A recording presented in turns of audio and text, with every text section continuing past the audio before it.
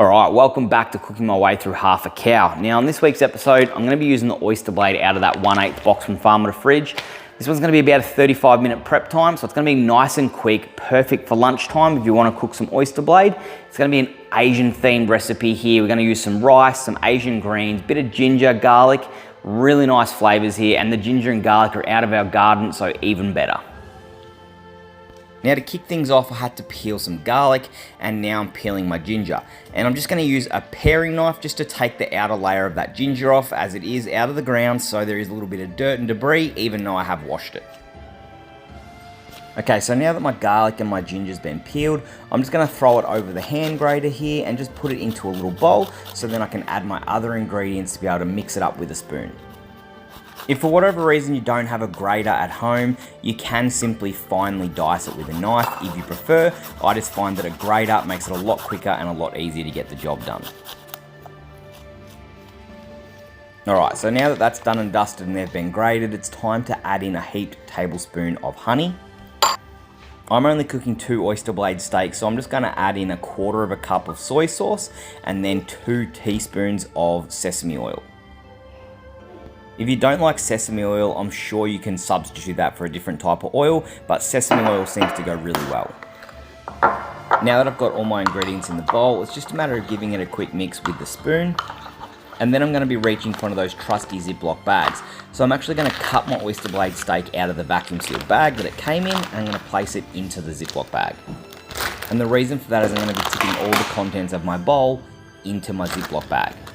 Now, if you are wondering, the reason why I put it in the Ziploc bag and then add the contents of my bowl into the bag is so I can zip tie it up and then just simply leave it on the bench for about 15 minutes. The benefits of leaving it on the bench for about 15 minutes is actually to allow the meat to actually raise up to room temperature. So you're allowing the meat to warm up, and at the same time, it's also going to allow those flavors to infuse a little bit into the meat itself. It's also the perfect amount of time for me to get the rice cooker on and cook some rice. So basically when that rice cooker is done and my rice is finished, I can start cooking off my oyster blade in the pan. And all I've done is added a little bit more sesame oil, and once it's hot, I've tipped all the ingredients straight in there. Now that the oyster blade's in the actual pan, I'm just going to stir it slowly just to make sure that it gets a nice even cook.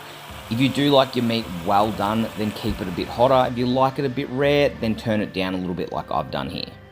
Now I've just let it cook for about 3 minutes on one side, and then I'm going to flip my steaks over and pretty much cook them for another 3 minutes. The only other additional thing that I'm going to be doing is just simply adding some salt. Other than that, all the flavors from that garlic and ginger is in there, and I don't need to do anything else but add that salt. Now that my steak's almost cooked and the sauce is reduced, I'm going to add a little bit of boiling water and then pop my Asian greens straight on top.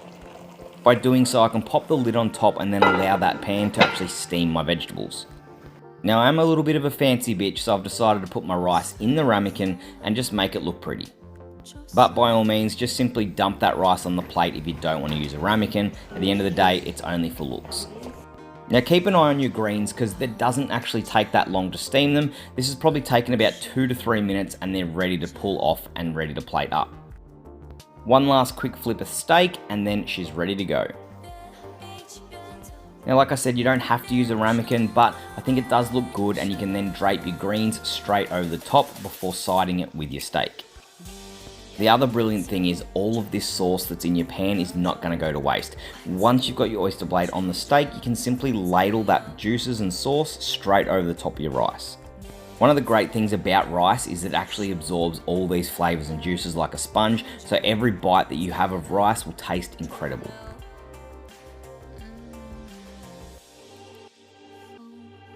And then just to finish things off, I'm going to sprinkle some sesame seeds.